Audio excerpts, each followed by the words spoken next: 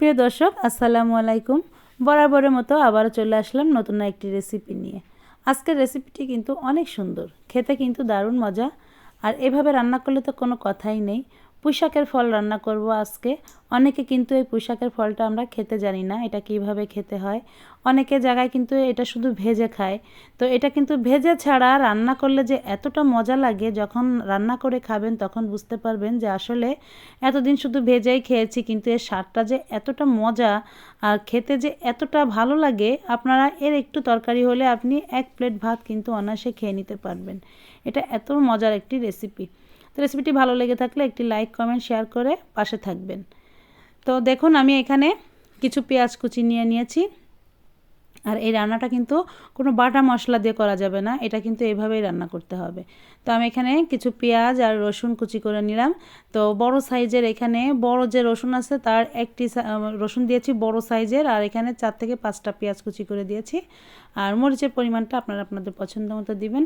দিয়ে আর কোনো মশলা কিন্তু আমি এখানে দিব না, জাস্ট একটু লবণ আর হলুদ দিয়ে দিলাম আর একটু তেল দিয়ে দিলাম। তো দিয়ে এখন কিন্তু এটাকে ভালো করে মেখে নিতে হবে। আর এই তরকারিগুলো কিন্তু মেখে রান্না করলে ভালো লাগে। আর মাছ বুঝে আর কি এটা রান্না করতে হয়। তো আমি এটা নদীর মাছ দিয়ে রান্না করব, যেহেতু এটা কিন্তু নদীর মাছ দিয়ে রান্না করলে নদীর মাছগুলো দেখবেন সাধারণত নরম টাইপের হয়। এটা যদি আপনি রুই কাতল বা শক্ত কোনো মাছ দিয়ে রান্না করেন, হয়তো কই মাছ শোল মাছ, সেক্ষেত্রে আপনি কষিয়ে রান্না করতে পারেন।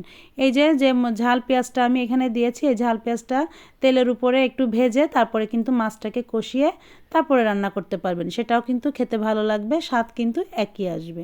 আর এটা কিন্তু আমি মাছের ক্ষেত্রে বলছি। যদি আপনি এরকম নরম মাছে রান্না করেন তাহলে এইভাবে মেখে ঝুঁকে রান্না করতে হবে, তাহলে রান্নাটা কিন্তু খেতে ভালো লাগবে। আর এই মাছটা কিন্তু কষিয়ে রান্না করা থেকে এইভাবে মেখে রান্না করলে বেশি টেস্টি হয় এই তরকারিগুলো। তো দেখুন আমি ঝাল পেঁয়াজটাকে এমনভাবে চটকে কচলে কচলে মেখে নিয়েছি, একদম নরম হয়ে যাবে মাখাতে মাখাতে, তখন কিন্তু আমি মাছটাকে দিয়ে দিয়ে এভাবে একটু সম্পূর্ণ মাছটার সঙ্গে মেখে ঝোলের পানি হিসাবে যতটুকু পানি দিব দিয়ে দিচ্ছি একবারে। কারণ পুঁইশাকের ফল রান্না করতে কিন্তু বেশি পানি লাগে না। তো আমি পুঁইশাকের ফলটা যতটুকু কষাতে পানি লাগে ঠিক সেই মাত্রায় কিন্তু পানি দিয়ে দিচ্ছি, মাছটা যাতে জাল হওয়ার পরে কষিয়ে উঠিয়ে রাখা যাবে। তারপরে কিন্তু এখানে আমি পুঁইশাকের ফলটা এই পানিতে কিন্তু কষিয়ে নেব। তো দেখুন এইভাবে বলক এসে গিয়েছে, আর বলকটা আসার পরে মাছটাকে আমি আস্তে আস্তে এখন তুলে নিব।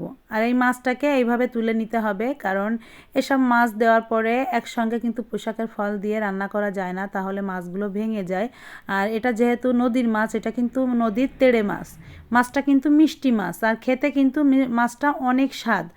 এভাবে এই তেড়ে মাছ দিয়ে আমি রান্না করছি, আপনারা যে কোনো মাছ দিয়ে রান্না করতে পারেন, এটা যে এই মাছ দিয়ে রান্না করতে হবে সেটা কিন্তু না। তো আপনারা আপনাদের পছন্দ মতন মাছ দিয়ে কিন্তু রান্না করতে পারেন, তবে তরকারি এইভাবে রান্না করবেন, দেখবেন তরকারির স্বাদটা অনেক ভালো আসে। আর এই তরকারির সঙ্গে কিন্তু কোনো মশলা যায় না, কোনো মশলা দিলে সেটা ভালোও লাগে না খেতে। তো এটা এভাবেই রান্না করবেন, জাস্ট পেঁয়াজ রসুন আর কাঁচামরিচ, আর কিচ্ছু দেওয়া যাবে না। এখন আমি এই ঝোলের ভিতরে দেখুন এই যে পুঁইশাকের ফলটাকে ছোট ছোট করে কেটে নিয়েছি। আর এটা কিন্তু এরকম ছোট ছোট করে কেটে নিতে হয়, এরকম ছোট ছোট করে কেটে ধুয়ে পানিটা ঝরিয়ে নিয়েছি। আর এটা এখন ভালো করে এই পানির ভিতরে দিয়ে দিলাম, মানে ঝোলের ভিতরে দিয়ে দিলাম, দিয়ে এভাবে নেড়ে চেড়ে পুঁইশাকের ফলটাকে কিছু সময় একটু কষিয়ে নেব। তো এটা যে একদম ভাজা ভাজা করে কষিয়ে নিতে হবে সেটা কিন্তু নয়, এটা জাস্ট একটু দেখবেন যে হাফ সিদ্ধ হয়ে গিয়েছে, ঝোলটা একটু কমে গিয়েছে, ঠিক সেই পর্যায়ে আমি যেভাবে রান্না করছি ঠিক এই পর্যায়ে। তো এইভাবে নাড়াতে চাড়াতে কিন্তু পুঁইশাকের ফলগুলো একটু কচি আছে, এটা অল্পতেই কিন্তু সেদ্ধ হয়ে যাবে। আর এটা এভাবে কষাতে কষাতে দেখবেন এক সময় ঝাল পেঁয়াজটা যে আমি এই যে আস্ত এভাবে মেখে দিয়েছি, এই পেঁয়াজগুলো দেখা যাচ্ছে, পেঁয়াজগুলো কিন্তু এক পর্যায়ে গলে যাবে। পেঁয়াজ কিন্তু নরম, এটা কিন্তু থাকে না এরকম, এটা গলে যায়।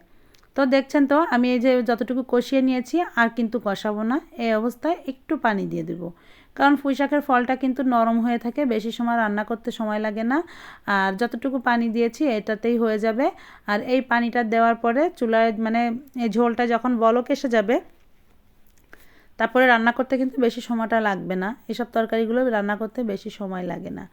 তো আমি পানিটা দিয়ে খুব ভালো করে একটু নেড়ে চেড়ে দিলাম, নেড়ে চেড়ে দেওয়ার পরে যখন বলক এসে যাবে তখন কিন্তু এই মাছগুলোকে দিয়ে দিব। তো চাইলে কিন্তু এটা আগেও দিতে পারেন। তো আমি এই যে মানে ফলটা দেওয়ার কিছুক্ষণ পরে যে বলক আসছে সেই সময় কিন্তু মাছটা দিয়ে দিয়েছি। মাছটা এইভাবে দিয়েছি যে ভালো করে মানে পুঁইশাকের ফলের সঙ্গে জালটা হয়ে যাবে, রান্নাটাও কিন্তু অনেক তাড়াতাড়ি হয়ে যাবে। আর যতটুকু পানি দিয়েছি এই পানিটা কিন্তু আস্তে আস্তে শুকিয়ে যাবে।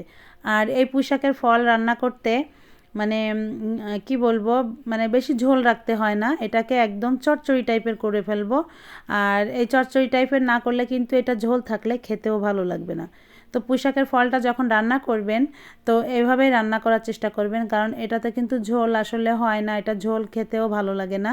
এটা ঠিক আমি যেভাবে রান্না করছি এইভাবেই রান্না করবেন, তাহলে দেখবেন খেতে খুবই ভালো লাগবে। তো আস্তে আস্তে কিন্তু আমি এইভাবে মাছটাকে একটু নেড়ে চেড়ে খুব সুন্দর করে দিচ্ছি। আর তরকারিটা একটু নেড়ে চেড়ে মাঝে মাঝে দিতে হবে যাতে তলানি থেকে না লেগে যায়। আর এরকম চচ্চড়ি তরকারিগুলো কিন্তু তলা থেকে খুব সহজে লেগে আসে, যার জন্য একটু মাঝে মাঝে নেড়ে চেড়ে দিতে হয়। আর আমি এমনভাবে নাড়াচ্ছি যে নরম মাছ যাতে মাছটা ভেঙেও না যায়। আর এই মাছটা এভাবেই মানে তরকারিটা আস্তে আস্তে আস্তে আস্তে এভাবে চুলার আঁচটা আমি এখন কমিয়ে দিয়েছি, কমিয়ে দিয়ে কিন্তু আস্তে আস্তে এটা কিন্তু এভাবে আস্তে আস্তে ঝোলটা কমিয়ে নিচ্ছি। আর এই সময়টাই কিন্তু তলা থেকে লেগে যাওয়ার ভয় থাকে। আর দেখুন রান্নাটা আমি করে ফেলেছি, কতটা সুন্দর হয়েছে। একদম ঝোল থাকবে না, একদম মাখো মাখো একটা ভাব এসে যাবে। আর তেলটা আস্তে আস্তে মানে তরকারি থেকে ছেড়ে দেবে, এভাবে সাইড থেকে তেলটা ছেড়ে দেবে, তখনই কিন্তু রান্নাটা হয়ে যাবে। আর এই রান্নাটা খেতে যে কি মজা, যারা কখনো খাননি অবশ্যই বাসায় ট্রাই করবেন, দেখবেন একবার খেলে আপনি ফিদা হয়ে যাবেন এটার প্রতি। তো রেসিপিটি ভালো লাগলে অবশ্যই একটি লাইক, কমেন্ট, শেয়ার এবং চ্যানেলটিকে সাবস্ক্রাইব করবেন।